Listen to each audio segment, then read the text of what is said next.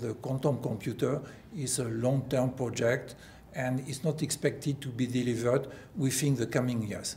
Nevertheless, if one looks backwards at what happened since the operation of the first, say, at least for solid-state physics, the first quantum bit in the early 2000s, if one looks at all the progress that has been achieved since these early days, frankly, one can be very optimistic for the future. The future is now, what has been achieved mainly is, say, better and better qubits have been developed in very different platforms, ranging from atoms, ions, to solid-state microwave and solid-state superconducting circuits. And better and better qubits have been operated, and small quantum processes able to demonstrate a quantum algorithm and the speed up of quantum algorithm have been really also demonstrated. This is a huge progress compared to the performance level of the very early days.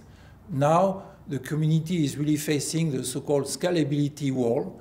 So this wall is just in front of us, and scalability means many different challenges, numerous challenges.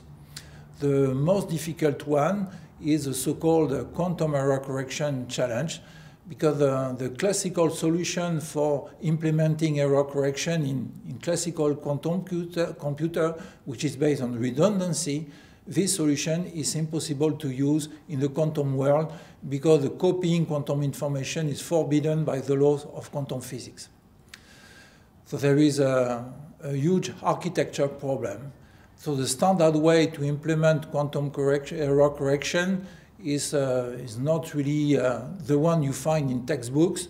This solution is not very realistic, and other architectures have been proposed during the recent years. One of these architectures is so-called surface code architecture, but it's extremely demanding in terms of resources. You need many physical qubits in order to get a single logical qubit robust enough to run, to be used in a quantum algorithm. So this solution of the surface code is something that is expected to be known.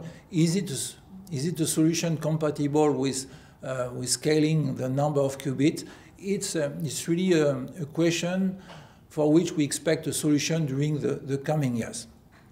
But there is another route, which instead of making the architecture more and more complicated, would consist in making the qubits better and better. This other route is followed by some research groups, including our own research group at CA Saclay, and we would like to make better qubits for which the quantum error correction issue is much less critical.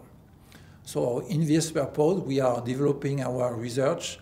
So we combine superconducting qubits with spins in solids, and at extremely low temperatures. So this is the route that we are developing, and we hope to follow this route in collaboration also with the Atos company that is interested in getting high-level scientific watch on the quantum computing, and that's something that we can offer to them, and I wish that we will develop a fruitful collaboration in the form of a joint research laboratory between Atos and our CA research department.